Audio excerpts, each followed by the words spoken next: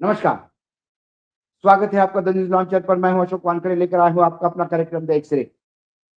एक खबर पड़ोस के देश की है, लेकिन खबर पढ़ने के बाद आंखें खुली की खुली रह जाए, ऐसी खबर थी। क्या न्यायपालिका में और कार्यपालिका में या विधायिका में इतना बड़ा टकराव हो सकता है? क्या देश में जब अराजकता का माहौल है और जब संविधान के स्तंभों में से यदि एक स्तंभ काम करने को तैयार नहीं या अपनी मनमानी करता है, तानाशाही पे उतर आता है और कार्यपालिका उनकी जी हुजूरी करने लगता है, ऐसे में न्यायपालिका क्या कोई बड़ा कदम उठा सकती है? बात हमारे पड़ोसी देश पाकिस्तान की। और जो खबर है उसको देख के बाद जिसकी मेरी आँखें खुली रही, वो खबर ही ये थी कि पीएम का आदेश भी मत मानो, पाकिस्तानी सुप्रीम कोर्ट का यह जज कौन से हुकूमत से सीधा पंगा ले रहा है। पाकिस्तान के सुप्रीम कोर्ट ने सरकारी अफसरों को बड़ी नसीहत दी है। जस्टिस मोहम्मद हशीम खान कक्कड़ ने कहा कि अफसर प्रधानमंत्री के भी अवैध आदेश को मानने के लिए मजबूर नहीं है। यह टिप्पणी ओजीडीसीएल अवैध भर्ती मामले की सुनवाई के दौरान आई। कोर्ट ने साफ किया कि पाकिस्तान में राजाशाही नहीं है। नियुक्तियों के लिए विज्ञापन और तय प्रक्रिया का पालन अनिवार्य है। इस्लामाबाद में सुप्रीम कोर्ट के अफसरों को सख्त हिदायत दी है। जस्टिस मोहम्मद हाशिम खान कक्कड़ ने सीधे शब्दों में कहा कि अगर देश का प्रधानमंत्री कोई अवैध आदेश देता है तो सरकारी अफसर उसे मानने के लिए मजबूर नहीं। यह टिप्पणी पूर्व मंत्री अनवर सैफुल्लाह खान से जुड़ी ओजीडीसीएल अवैध भर्ती मामले की सुनवाई के दौरान आई। जस्टिस कक्कड़ तीनों जजों की बेंच की अगुवाई कर रहे थे। पाकिस्तानी अखबार द एक्सप्रेस ट्रिब्यूनल के अनुसार उन्होंने साफ किया कि सरकारी विभागों में नियुक्तियां करने का एक प्रोसीजर होता है। विज्ञापन निकालना और नियमों का पालन करना जरूरी है। यह कोई राजशाही नहीं, जहां राजा जो कह दिया वही आदेश लागू होगा। इस सुनवाई ने पाकिस्तान के प्रशासनिक गलियारों में हलचल पैदा कर दी। यह पूरा मामला पूर्व पेट्रोलियम मंत्री अनवर सैफुल्लाह खान से जुड़ा हुआ है। उन पर आरोप है कि उन्होंने अपने पद का दुरुपयोग किया। उन्होंने ओजीडीसीएल के चेयरमैन पर दबाव बनाया और नियमों को ताक पर रखकर 145 लोगों को नौकरी दी। यह नियुक्तियां सिर्फ राजनीतिक दोस्तों को खुश करने के लिए की गई थी। शुरुआत में निचली अदालत ने उन्हें दोषी ठहराया। साल 2002 में लाहौर हाई कोर्ट ने उनकी सजा रद्द कर दी थी, लेकिन सुप्रीम कोर्ट ने साल 2016 में हाई कोर्ट के उस फैसले को पलट दिया। कोर्ट ने अनवर सैफुल्लाह को इन अवैध नियुक्ति के लिए जिम्मेदार ठहराया था। अब पूर्व मंत्री ने इस फैसले के खिलाफ रिव्यू पिटीशन दायर किया। इस याचिका पर सुनवाई के दौरान जस्टिस कक्कड़ ने कड़े तेवर दिखाए। सुनवाई के दौरान एनएबी के वकील ने बताया कि पूर्व मंत्री ने ही चेयरमैन को लेटर जारी करने के निर्देश दिए थे। इस पर जस्टिस कक्कड़ ने महत्वपूर्ण ऑब्जर्वेशन दी। उन्होंने कहा कि सिविल सर्वेंट किसी भी गैर कानूनी आदेश को मानने के लिए बाध्य नहीं है। उन्होंने दोहराया कि आदेश चाहे प्रधानमंत्री की तरफ से क्यों ना आया हो, अगर वह गलत है तो उसे नहीं मानना चाहिए। जज का मानना है कि सरकारी नौकरियां किसी निजी जागीर नहीं। नियुक्तियों के लिए प्रॉपर चैनल और विज्ञापन की जरूरत होती है।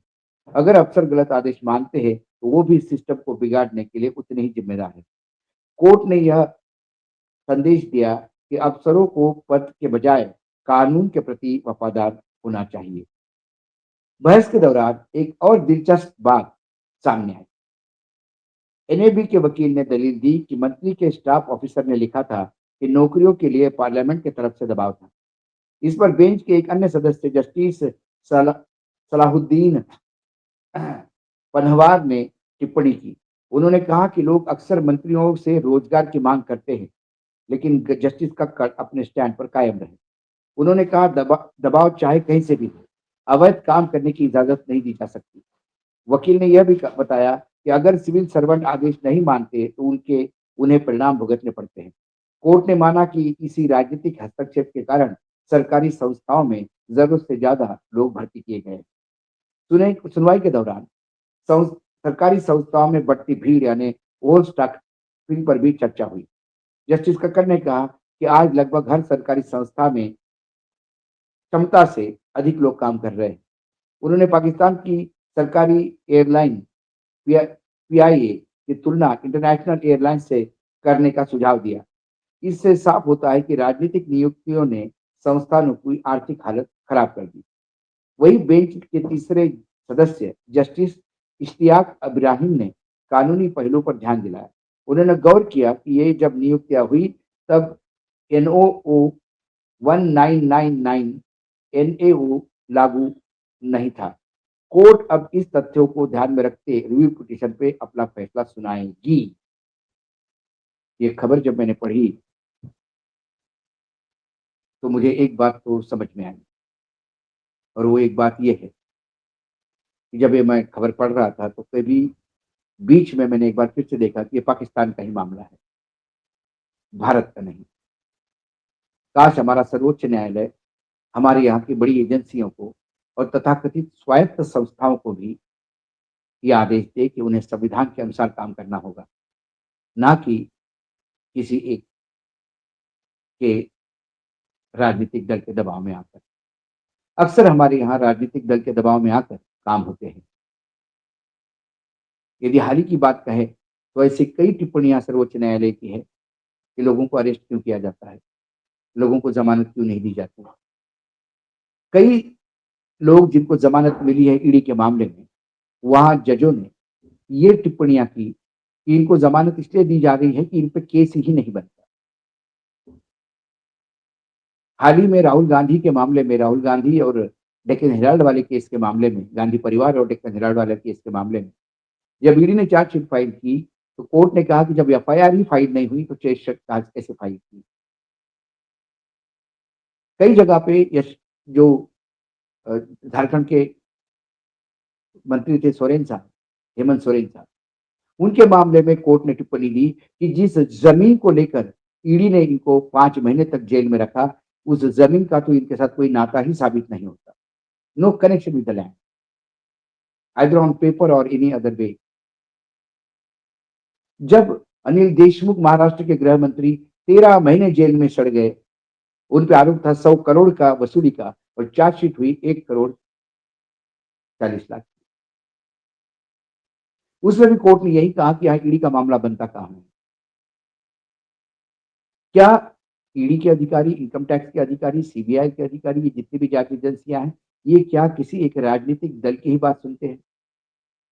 क्या उत्तर प्रदेश की पुलिस या उत्तराखंड की पुलिस या डबल इंजन की सरकार है, वहां की पुलिस सिर्फ अपनी आकाओं की ही बात कर सुनते हैं और कोई कानून का पालन नहीं होता? अंकिता भंडारी के मामले में बिना वजह वो होटल का रूम क्यों गिराया गया जिसमें सबूत थे? क्यों वहां की चीजें जलाई गई या पानी में फेंकी गई जो सबूत नष्ट करने का प्रयास किया गया? कौन थे ये लोग? हाल ही में शंकराचार्य के मामले में पुलिस ने जिस हिसाब से बर्बरता से व्यवहार किया, वो कौन करवा रहा है? शंकराचार्य का अपमान नहीं सहेगा हिंदुस्तान, ये बैनर गैर कानूनी कहां हो सकता है? जब क्रिसमस के दौरान चर्चों पे हमले हो रहे थे तो पुलिस मूक दर्शक बन के क्यों खड़ी हुई थी? ये ऐसे कई सवाल हैं हमारे देश में। आए दिन हम खबरें पढ़ते हैं पुलिस की ज्यादती की, एजेंसी की ज्यादती की, सूर दबाने की, सरकार को सवाल पूछने पे वांगचुक जेल में है और अभी भी जेल में है, सिर्फ इसलिए कि उन्होंने सरकार को अपना चुनावी वादा याद दिलाया। क्या उनके खिलाफ राष्ट्रद्रोह और देशद्रोह का मुकदमा करने वाले उन पुलिस अधिकारियों ने अपनी जिम्मेदारी निभाई या एक राजनीतिक दल का साथ? ऐसे कई मसले हैं जो लगातार सामने आ रहे हैं, और इससे कहीं ना कहीं ऐसा लगता है कि जो सर्वोच्च न्यायालय ने वो स्टैंड लिया, क्या ऐसा कोई स्टैंड हमारे यहाँ सर्वोच्च न्यायालय लेता है? हमारे सर्वोच्च न्यायालय ने इलेक्टोरल बॉन्ड को गैर कानूनी तो बता दिया, लेकिन क्या हमारा सर्वोच्च न्यायालय ये भी करने को तैयार है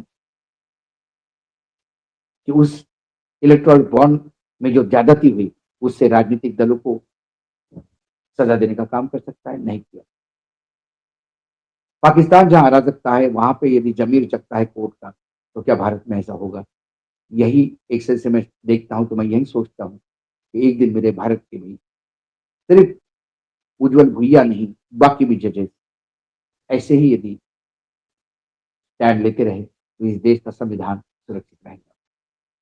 जैसा पाकिस्तान ने कहा यहाँ राजेशाही नहीं है, तो वैसे इस देश में भी सामंतवाद नहीं, तानाशाही नहीं। इस देश में भी लोकतंत्र है और संविधान के अनुसार देश को चलना। आज एक श्रेणी में इतना ही, कल फिर आता हूँ किसी विषय के साथ। तब तक के लिए नमस्कार, देखते रहिएगा द न्यूज लॉन्चर।